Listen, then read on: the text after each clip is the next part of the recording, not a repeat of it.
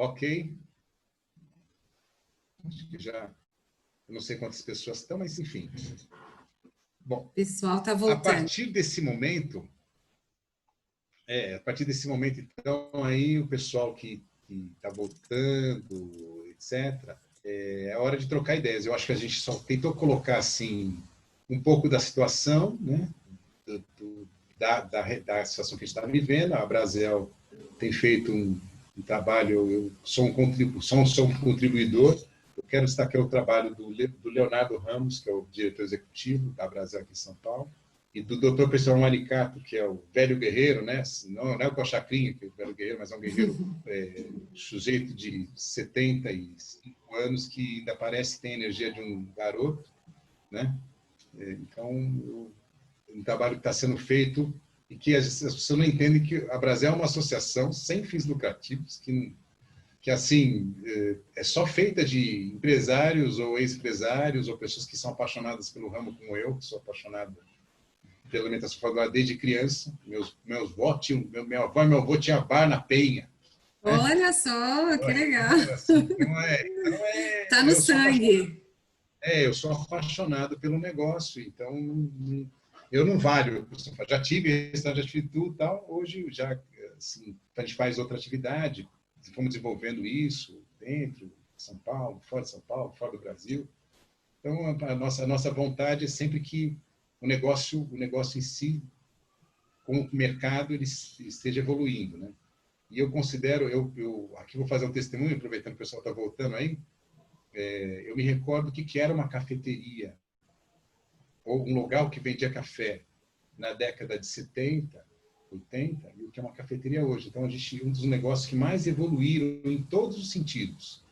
Produto, ambiente, serviço, valor agregado. É um absurdo que mudou. Quer dizer, o Café Floresta lá no centro, com todo o respeito que eu tenho ao Café Floresta, lá no balcão no Copan, era onde as pessoas iam tomar café, de pé, etc. Era um É lugar, um ícone, bacaninho. né? A floresta é um ícone. Isso, né? Mas assim, aí você pega outros cafés, eu não quero, eu tenho medo de fazer propaganda assim, eu vou fazer Black Load que eu vou, mas Black Load mesmo que é aqui pertinho, você chega lá, é a mesa, é o sofazinho, o café, você tem 2, 3 tipos de café para escolher naquele dia, ele te fala alguma coisa, eu trouxe um café diferente, aí eu falo, então faz aí, Daniel, você como se tivesse uma certa gourmetização, mas não no mau sentido, né? Não no mau sentido. Aí você viaja e vai ver os cafés fora e ver que a gente é evoluído, a gente tem muita coisa. E não é à toa que, afinal de contas, talvez hoje a maior empresa de fast food do mundo, embora você possa considerar McDonald's, eu considero o Starbucks, cuja base é café. E o Starbucks é tão importante nos Estados Unidos, eu acho que isso é legal falar, eu que acabo sempre lidando com coisas de dinheiro, né? Acabo sendo sempre essa é uma parte muito importante para a gente. O Starbucks, ele define os valores dos imóveis nos Estados Unidos. Porque tem um índice. O quanto você está próximo do Starbucks valoriza... aí tem uma questão, infelizmente, racial envolvida na história. Eu não estou falando que é uma coisa boa, mas é uma coisa surpreendente, que tem um índice, assim como tem um índice Big Mac, né, que é o valor do Big Mac no mundo todo. Existe um índice que eles utilizam tanto para balizar como é que está o dólar, como é que está a bolsa, né, quanto custa um Big Mac, preço médio, que é o índice Big Mac. Tem o índice do real estate, do setor imobiliário, tem um número dos mais importantes, que é o índice Starbucks. Tem um nome índice Starbucks, quando você pega os analistas, que é chocante, porque, infelizmente, isso, como eu te falei, tem uma questão até racial envolvida nessa questão do Starbucks. Né? A ponto do Magic Johnson ter sido sócio durante algum tempo do Starbucks, e tinha o Magic Starbucks, que era só para os bairros colored, né? Só para os bairros negro-latino. E chegou a ter 120 lojas, houve um problema lá que eles foram acusados por racismo, e o Magic Johnson entrou com processo, saiu, entregou as 120 lojas, fechou, etc. Que era um projeto de expansão para as chamadas Red Areas, que é uma outra coisa terrível que existe nos Estados Unidos, que são as áreas chamadas áreas de moradia para afrodescendentes. Então, bom, café, só para falar que a cultura do café é tão grande que até nisso, né, hoje, a maior empresa do mundo, para mim ainda, uma das maiores empresas de fast food, é Base Café. Acho que só isso já seria o suficiente para mostrar o que houve nos últimos 25, 30 anos, que infelizmente eu sou obrigado a dizer que fui testemunha, né? Já cresci. Testemunha já bem maior de idade, já saído de exército, fiquei, aquela coisa toda. Vamos lá. Não, foi só complementando, né? Foi muito legal que você falou da Starbucks, que eles estão sempre à frente, né? Impressionante. Agora eles estão lançando serviço de drive-thru, eles estão... É muito referência mesmo, né? É muito rápido. Eu vou falar depois de Starbucks, vou meter um pouco o pau nisso, que eu adoro. Uma das coisas que eu mais gosto é meter o pau na Starbucks. Mas isso por outro motivo eu vou te contar. O Daniel... Posso ler as perguntas? Ou você Sim, lê? fica à vontade. Existe alguma negociação coletiva entre a sociedade de negociação coletiva dos aluguéis comerciais? Isso não tem condição de ser feita. O que existe, Daniel, porque não existe uma associação de proprietários de imóveis. É importante que você saiba disso, tá?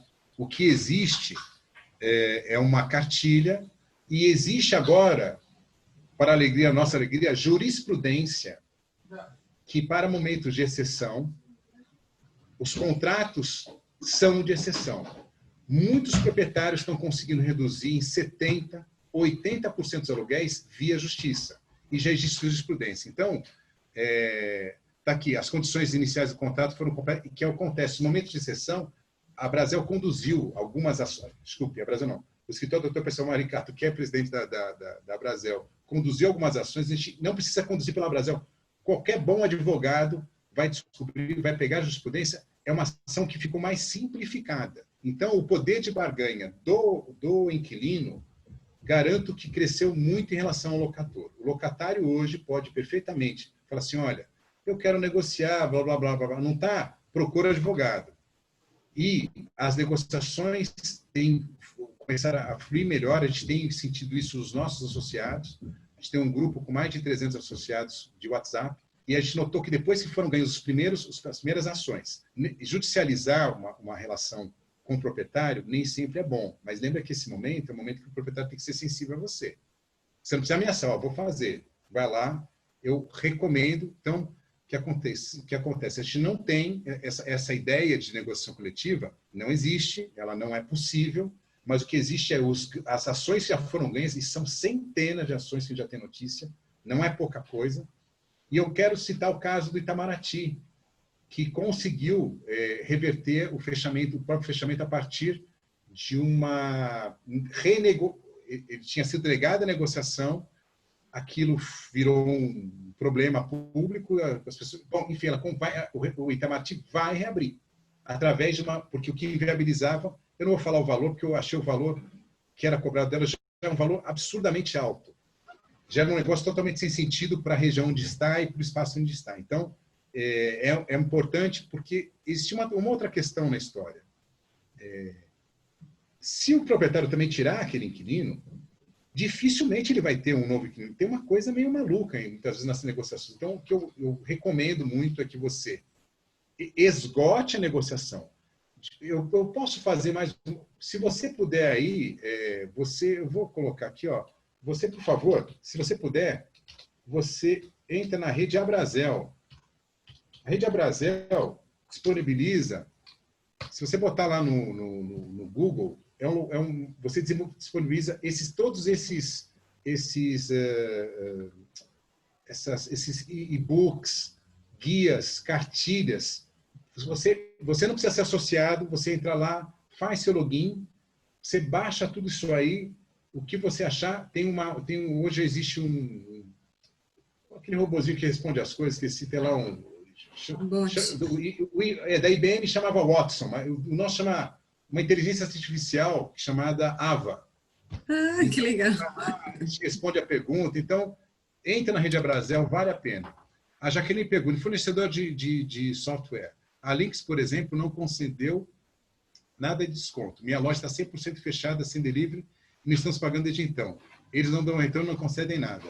Jaqueline, eu sou solidário a você. Eu não sei muito o que te responder em relação ao setor de software. Nós tivemos aqui 3 empresas de software que a gente conversou, são empresas grandes, uma Bematec, que é muito grande, que é do grupo TOTUS, eu esqueci do Rogério Gabassi qual que é o nome, e ainda a Altec. Essas 3 empresas, a Bematec, uma delas também tem um programa muito conhecido chamado Colibri, mais antigo. Todos eles, conversando conosco, prometeram de pé juntos ou dar descontos do tipo 70%, 80% nesses meses que estão parados, ou mesmo concessão de pular 2 ou 3 meses de mensalidade. Para a maioria daqueles que são associados à Brasel aconteceu isso.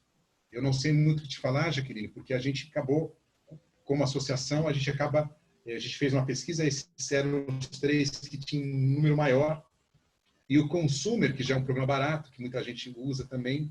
Então, dos fornecedores de software, infelizmente a Lynx não é uma daquelas que a gente considera mais populares dentro dos nossos associados. Então, a gente também trabalha com um universo um pouco assim... a Deguste, por exemplo, eu não conheço, que você acabou de colocar, viu, Jaqueline? Não conheço também. A gente trabalha com um universo um pouco mais amplo, não tão amplo, mas tentando universalizar as vantagens desses que, inclusive, têm interesse em se manter no mercado, porque cá entre nós, né? Agora você acabou de falar o nome da empresa. Quando eu ver esse nome, eu já não vou achar legal, porque não concedeu nenhum tipo de desconto para você, não pulou nada. Eu realmente não sei o que te falar em relação a isso, tá, Jaqueline? Realmente, se esse tipo de fornecedor faz isso, ele já não merece ser seu fornecedor. Isso acontece, mesmo fornecedores tradicionalmente massacrantes como Diageo ou Ambev, até JBS e Sadia, etc., BRF, perdão, que não é mais Sadia, depois que a gente sentou para conversar, as coisas mudaram, porque no início era um tal negócio, o sujeito não pagou, coloca no cartório, e isso a gente acabou conseguindo fazer através de forças-tarefas, falando assim, bom, então tá, são 300 pessoas não comprando mais, são 300 estabelecimentos não comprando, e muitos dos estabelecimentos associados à Brasel são franquias, Blitz Picanha, Patrone, que é um associado, mas corresponde a vezes a 50 lojas, 90 lojas, 100 lojas, 210 lojas, quer dizer, então, cara, eu não vou fazer, é um peso. Então, eu acredito que isso você está falando de ser uma franqueada, né, Jaqueline? Então, assim, é isso aí. Ó. Sabe, que o NCR Colibri, que a NCR fala que é a empresa que comprou, também a NCR esteve aqui conversando com a gente. E eles estão tentando fazer, a Regina acabou de falar, né?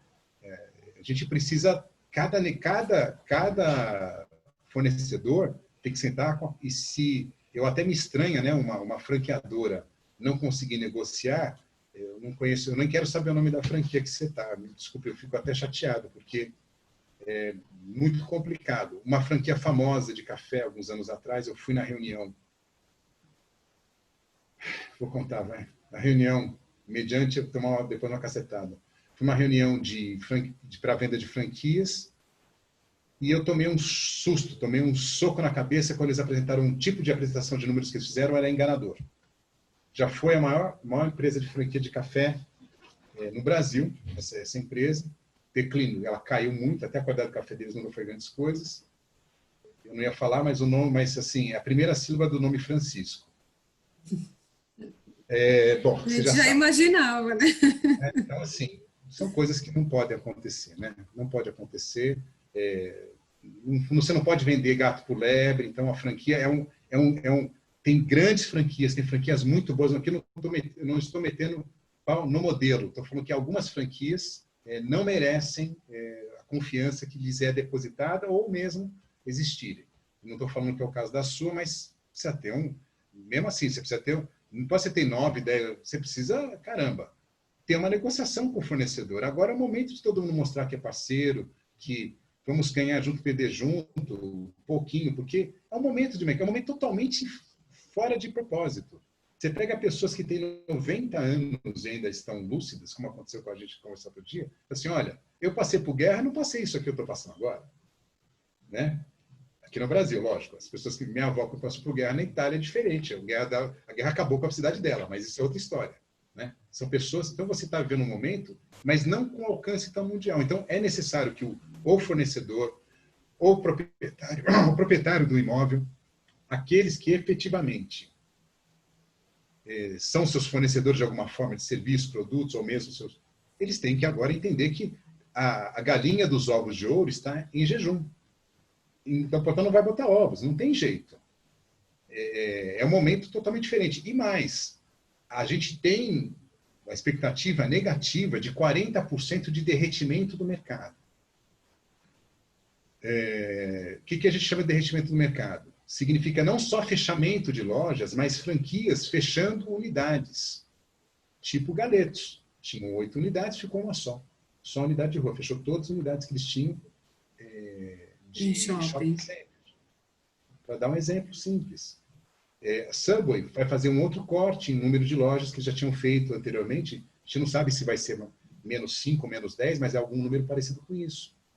Então, existe um derretimento não só da falência dos pequenos negócios, que são os mais vitimados, mas mesmo as grandes marcas têm que fazer novas contas.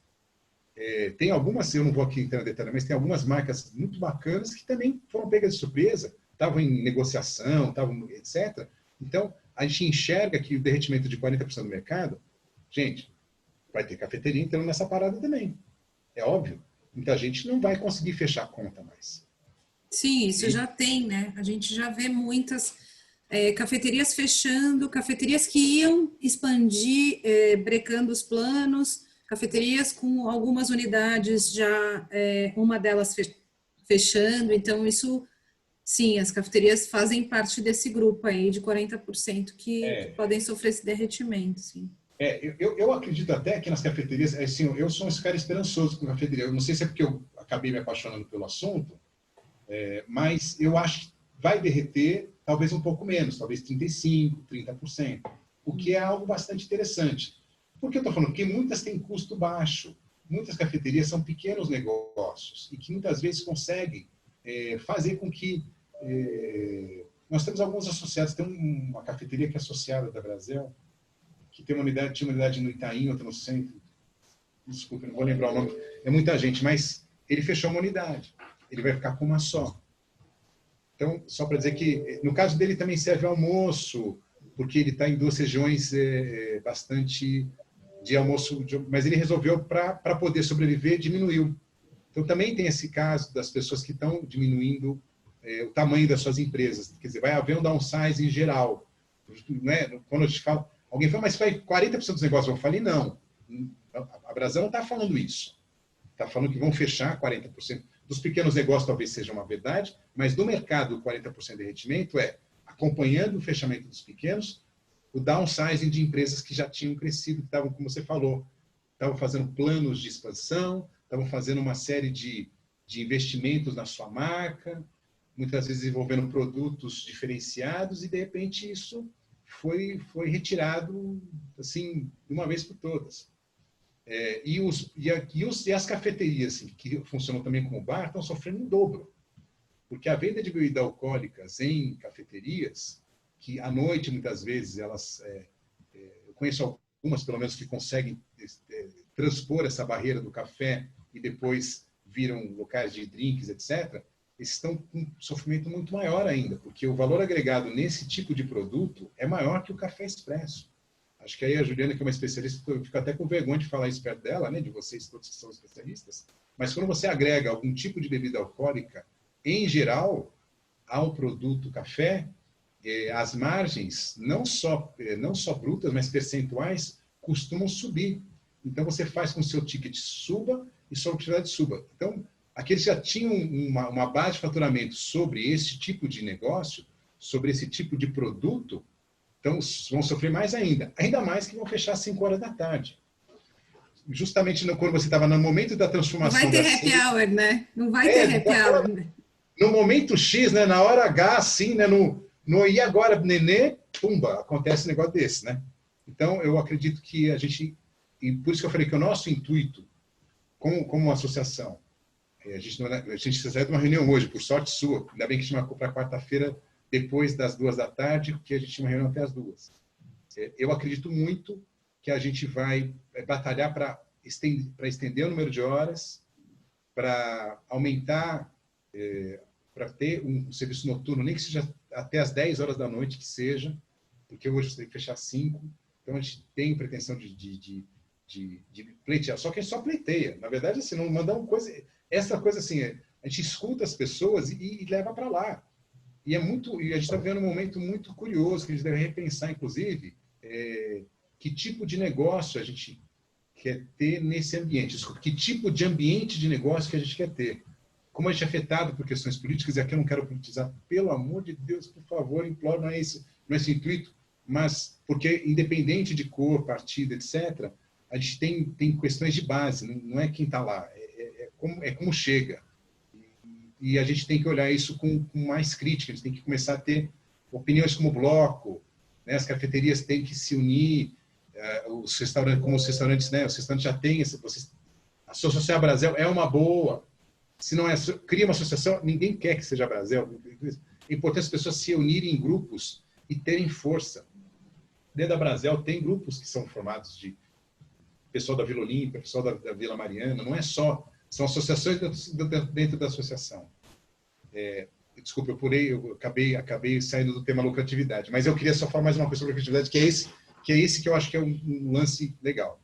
Se você tiver a condição de fazer produtos mais baratos nesse primeiro momento, combos que agreguem, isso pode gerar um resultado interessante.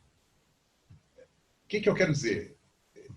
Se você tem lá algum tipo de salgado, pão, quitute, e agregar o café para que faça com que essa pessoa consuma esse produto, isso aumente a sua receita, mesmo que sacrifique alguma coisa, em contraponto, porque você faz com que as pessoas consumam.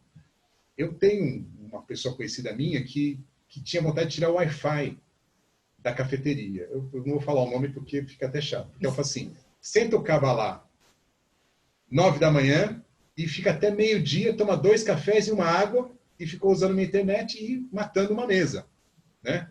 Esse é um cliente que hoje, para você, é legal ter um cara, um sujeito bacana, enfim.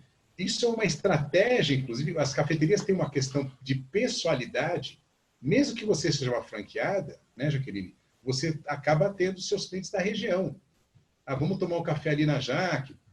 É bem capaz de você ter um sujeito que não sabe nem o nome da cafeteria. Assim como eu demorei para saber, para mim eu vou no Daniel, eu não vou no Black Load, eu demorei para ver o nome da cafeteria. Que até eu acho meio estranho, mas tudo bem. Tá tudo certo. A ideia é que assim, eu vou no Daniel tomar café. Então, as pessoas têm essa intimidade nessas cafeterias. E aquela cafeteria você vai porque é bacana, vou levar a esposa, né? Então, você tem que ter uma estratégia de ressedução, seduzir novamente esse cliente de forma que ele venha. Agora, esse cliente que, volto a dizer, a cafeteria sofre por conta disso. Porque o giro da mesa, em alguns momentos, vai ficar mais importante, você só vai ter 40%. E como é que você incentiva isso? A cafeteria tem uma coisa curiosa, se você fizer a pessoa comer e tomar, ela sai antes. Não me pergunte por quê. Se a pessoa tomar um café, ela vai tomar um segundo e vai tomar um terceiro. Eu já cheguei a tomar o quarto, muitas vezes numa cafeteria, porque o assunto está bom. Então, a gente talvez tenha uma mudança, tem que ter algumas mudanças de paradigmas no atendimento, na maneira de fazer com que o negócio sobreviva até que se torne novamente, que eu boto muita fé. Aí, ao contrário, eu acho que a gente vai ter eu não gosto da palavra novo normal, nós vamos ter uma nova ordem mundial, por vários motivos. Eu acho que a gente está esquecendo algumas coisas que nosso mundo é pequeno, mas menor que se imagina. E essa nova ordem vai trazer consumo de café para a China, que trabalhei na China, só para dar um exemplo, um negócio curioso, e existe uma demanda lá, que, por exemplo, provavelmente vai mudar muita coisa em relação ao comércio, que já está com o novo líder mundial. Eu não gostaria muito de entrar nesse aspecto, mas a gente vai mudar muita coisa, acredito, em termos de comércio mundial, que vai afetar profundamente o café, que, no final das contas, as grandes distribuidoras são algumas famílias, né? Mundialmente, o café ele tem uma base muito estranha, né? Tem uma empresa chamada Walters, por exemplo, que tem uma sede em Santos, que são um dos maiores exportadores e negociantes de café. Então, o produto café, ele é uma commodity. Então, você que tem uma cafeteria e está baseado nisso, vai ser profundamente afetado por essas mudanças do tratamento dessa commodity. Não sei se eu me fiz claro, porque eu considero um assunto delicado, que eu não procuro nem me aprofundar muito, porque me dá um pouco de tristeza, que eu acredito que a gente vai ter uma mudança no tratamento como essa commodity existe hoje. Demorou tanto para você atingir nichos de mercado de café, então você tem as qualidades, e quando você entra numa mudança dessa, você corre o risco de todo um trabalho que foi feito por gente séria se perder, né? Em termos de qualidade do produto em si. Quando você começa a massificar, etc., que passa a ser mais atraente, os preços ficarem deprimidos, porque a gente depende muito da demanda de Europa e Estados Unidos, no caso dos cafés. Enfim, é um mercado que eu acho um mercado maravilhoso, né? Como paulista, não tem como, a gente, o Estado cresceu em cima disso. Então, as questões econômicas que giram no café, e as cafeterias fazem parte disso, muito me preocupam, tá? Eu queria, se você tiver mais uma dúvida aí, ajuda aí, porque a gente guardou para responder pergunta. Senão eu vou falando que não tá. Tem uma pergunta aqui que a gente pulou, que é da Regina. Ela perguntou se existe alguma ação da Brasel junto à prefeitura para não pagarmos IPTU. Boa. A Brasel entrou com uma ação pedindo uma liminar, porque era o melhor jeito de fazer. Eu não sou advogado, então, por favor, eu confio muito nos advogados daqui, pedindo uma liminar para que fosse suspenso o pagamento. E quando eu falo suspenso, não é suspenso assim, pagamos depois. Durante os meses não paga. Então, assim, só volta a pagar depois. Isso aí, para variar, eu não vou falar o meu pensamento, porque eu fico chateado, mas vamos lá, vou tentar ser discreto. Um passou por outro, passou por um, e a gente não conseguiu sucesso até agora. O que a gente tem feito? Ajudado alguns associados que se dispuseram a entrar com ações individuais contra a prefeitura. Porque o IPTU, no caso que a pessoa tem 10, 12 imóveis locados, ela entra para que todos esses imóveis tivessem esse tipo de isenção a partir de liminar. Infelizmente, o nosso prefeito diz que precisa desse dinheiro para combater a pandemia. Foi o que declarou. Regina, depois você tem o meu contato, se você quiser depois conversar alguma coisa mais profunda sobre isso, eu sou um cara tímido para falar mal das pessoas. E falar mal eu gosto mais de falar bem. Mas o que a gente está vivendo hoje não faz sentido você ter que pagar o IPTU no momento de excepcionalidade como está sendo vivido agora. E eu sei que a Brasel entrou com 3 ações, uma praticamente, ainda em março, para você ter uma ideia, que deveria ter feito liminar, foram julgar mérito da questão. Aí, enfim, é muito difícil quando você tem intromissões de um poder no outro, fazer com que as coisas andem nesse nível. Mas a gente acredita muito que é possível amanhã, depois, a Regina que está ainda aí, né? A gente conseguir, como coletivo, a gente só entrou como os associados da Brasel. Isso é muito importante falar também, Regina. O que pode acontecer é que isso crie uma jurisprudência, porque quem não é associado acabará não tendo esse benefício, se é que é um benefício. É um direito, né? Não vai ter, de repente não vai ter esse direito, porque, obviamente, vai depender. Foram ações entradas porque a Brasel só consegue fazer isso mediante os seus associados, tá? Mas, como eu te falei, criada uma jurisprudência, você pode entrar perfeitamente e a chance de sucesso é gigantesca. No caso, o IPTU até agora ninguém venceu nada, tá? Só para vocês saberem. Outras empresas e outras associações, nós temos contato com a Abralímpico, etc., e ninguém até hoje conseguiu resolver essa questão do IPTU. Sequer suspensão para pagar depois. Você tem uma ideia. Continua pagando e aproveita que eu estou calmo, né? Isso não faz sentido, mas é o que nós vivemos hoje. A gente tem que colocar aqui a a Regina colocou, é triste mesmo, a gente gostaria muito que... Até porque, vamos lembrar, né?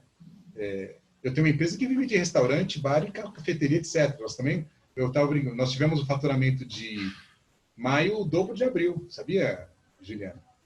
Sério? Nós dobramos. Você sabe por quê? Porque o dobro de 0 é 0. Basicamente isso. Ai, gente. Então, não, eu também trabalho com produção de conteúdo para cafeterias e mercado de café e gastronomia e também super impactada, né? é super impactado. Então, é uma cadeia produtiva toda que foi impactada, né? Então, eu tenho o interesse que a gente tem como empresa e como profissional da área é que o mercado seja bem sucedido. Por outro lado, Juliana, eu assim vou pegar aqui um pouco desses 8,39, 38, 37 que estão aqui, para dizer que também é possível a gente repensar um negócio como existência própria. Eu nunca achei muito justo, eu já tive restaurante, tá? Então eu sei muito bem o que é. Ninguém me contou. Eu tive 11 anos de restaurantes. Então, sempre o culpado de tudo é o empresário. A primeira questão errada é essa. O empresário tem que deixar de ser o vilão. E a segunda coisa é que no tempo que eu nunca envelheci tanto no tempo que eu era dono de um negócio de alimentação fora do lar. Porque a pressão que você sente não faz muito sentido. Um dono de um negócio, mesmo uma cafeteria, tem donos de cafeteria que trabalham 15, 16 horas por dia. E às vezes chegam no final do mês e tem um resultado muito longe do esforço que eles fizeram. E, embora alguns falem, isso não é, nem 90% não é incompetência do empresário. É como é montado o negócio, é como a estrutura do negócio em si. Eu não estou falando como o empresário monta, mas a estrutura tributária, a estrutura de custos, como a gente como o mercado trabalha e você é obrigado a trabalhar por questões legais, por questões de regimento do mercado. É o momento de a gente repensar essas condições de trabalho do empresário de alimentação fora do lar, né? Eu não considero justa a remuneração. Óbvio, tem muita gente bem-sucedida aqui, eu não quero falar isso. Mas muitos trabalham muito para chegar e ter resultados pífios. Volto a dizer, a gente vive num mercado onde a insegurança institucional é muito grande. Eu cansei de ver pequenos negócios derrubados pela justiça trabalhista. Uma ou duas ações ganhas, onde o caixa daquela empresa vai embora. Então, em termos de lucratividade, a gente deve também repensar como nós trabalhamos para ter resultados melhores. E nesse aspecto, o delivery foi uma boa reflexão. Gente, esse troço de Covid é uma droga. Não estou falando que Covid é bom, né? Porque, eu não aguento mais. Porque isso é uma lição para a humanidade. Eu não acho, desculpa. Quem acha isso, é uma desgraça como outra qualquer. Como foi a gripe espanhola, como o ebola na África. Cada um na sua intensidade, não sei o quê. Uma desgraça e ponto final. Mas, se tem alguma coisa para a gente refletir, qual o tipo de negócio que a gente quer para a pessoa física viver melhor. Nenhum CNPJ... Você conhece essa frase, né, Juliana? Deve conhecer. Nenhum CNPJ vale um AVC. Boa frase. Essa frase é boa. Nada. Então, se o negócio não for feito para você ser feliz, repensa o negócio. Porque nessa hora, muitas vezes, você está lá, eu já tive restaurante, já olhei, e posso falar, já vi isso aqui, lá em 90 e poucos, eu olhei assim um dia, motorista de ônibus, você, eles têm salário no fim do mês. Que inveja. Nessa hora, tem que repensar o seu negócio. Então, muitos empresários fazem da paixão desenfreada, não estou falando que são as pessoas que estão aqui, mas é muito comum. Então, o negócio tem que trazer felicidade. A primeira produção dele é lucro, mas junto com o lucro, se não for felicidade, não vale a pena. E felicidade aqui é você ter tempo com o filho, tempo para viver, tempo para fazer as coisas. E eu dei sorte que eu quebrei cedo. Na década de 90. Porque você olha e fala assim, a casa que eu estava ocupando foi comprada por uma construtora. Foi isso que aconteceu comigo. Então, eu estou contando um pouco que, assim, desde então, eu pensei, poxa, eu achei que estava passando por uma desgraça. E eu descobri que foi uma bênção. lá em 95, 94. Gente, foi uma bênção aconteceu. Minha vida mudou. Eu pude voltar a fazer um monte de coisa. Gente, tinha vida após a morte. Então, o negócio, muitas vezes, te restringe enxergar as fronteiras do próprio negócio. Isso acontece com qualquer negócio. Mas com a alimentação frugal é um pouco pior. Porque é mais gostoso trabalhar com o que a gente faz. Eu não conheço ninguém que teve um negócio. Está aqui o Estevão, a Luísa, o André, a Jaqueline, a Luísa Estima, que participou lá do Cecaton. Oi, Luísa, tudo bem? A Amanda, o Felipe, a Fabiola. É olhar para esse negócio e falar assim, vale a pena eu ser infeliz, mas ao mesmo tempo te traz uma felicidade tão grande quando um cliente sai satisfeito, quando você tem uma vitória de um produto, que isso te deixa dicotômico. É paradoxal, você fica dividido entre o prazer que você tem de atender e produzir algo de valor emocional para as pessoas, porque você produz isso, e uma cafeteria tem muito disso, né? Encontros e desencontros. Eu sou um fanático, já assisti vários filmes sobre café, muitos são muito bons, dá para assistir mais de uma vez, outros não tanto, mas em geral, quando trata do assunto ser humano e café, é muito importante a gente pensar até onde vai a paixão, como qualquer coisa que acontece, né? O primeiro amor de alguém que tem 15 anos e fica alucinado, muitas vezes isso renasce isso eu falo alimentação frugal de modo geral, tá? Então é importante nesse momento aproveitar também para fazer esse tipo de reflexão, que a lucratividade vai voltar uma hora, gente, vai voltar, mas eu enxergo que os negócios que são mais pesados de cafeteria, ou seja, aluguéis mais altos, custos mais altos, é como se estivesse manobrando um navio em relação a uma lancha. A lancha vai manobrar mais rápido. Ela pode até não ter o mesmo alcance, mas ela vai ter uma velocidade mais rápida de manobrar.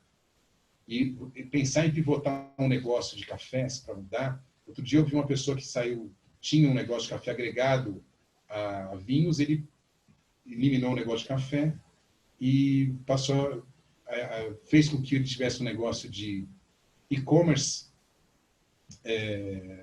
subisse, né? Ele agora não quer mais nada, ele descobriu que ele não precisava da cafeteria. Porque estava num ponto bacana, numa região e tal, então tinha uma cafeteria que era agregada, ele, pensando bem, ele acabou fazendo com que o e-commerce dele crescesse e ele, de alguma forma, vai sobreviver melhor. Não estou dizendo que ele vai ficar rico, né? Ele vai sobreviver melhor. Então, acho que essa é uma questão para você também, dentro do seu negócio, repensar o que você vai fazer para viver melhor, né? Para sobreviver melhor. Porque o negócio tá aqui, a Andrea falou, né? Entre a dor e a delícia. É isso aí. É mais ou menos por aí, tá? Tempo para pergunta tem 1 minuto e 35, né, que eu estou vendo aqui em cima. Gostei do reloginho aqui. A gente não costuma ter esse acesso aqui. Muito bom, viu, Juliana? Obrigada, Marco. Alguém tem mais alguma questão, pessoal? Pode colocar ali no chat. Acho que foi muito rico o nosso papo. Queria agradecer imensamente. Acho que teve muitas informações relevantes aí, enfim, deu vontade de fazer outra e com outros assuntos, enfim, acho que depois a gente pode combinar aí mais para frente. A gente tem acompanhado muito aí o trabalho da Brasel, queria agradecer que a gente, mesmo não sendo uma associação, acaba também colhendo alguns frutos que vocês estão plantando, né? Então, a gente está usufruindo aí não só dos materiais, mas das conquistas, a gente tem acompanhado muito, então queria aqui em nome do coletivo também agradecer imensamente. O Percival e o Léo têm sido muito generosos com a gente tem conversado para de repente fazer parcerias aí, né, juntar as forças, né? Então a gente agradece também institucionalmente aí o apoio que vocês têm dado. Obrigado. Eu coloquei meu e-mail. Eu primeiro mandei com letra maiúscula, mas é info@marcoassessor.com. Se quiser mandar uma mensagem para mim, qualquer coisa, estou à sua disposição. Tá bom? Pessoal, Bacana, Marco. Bacana.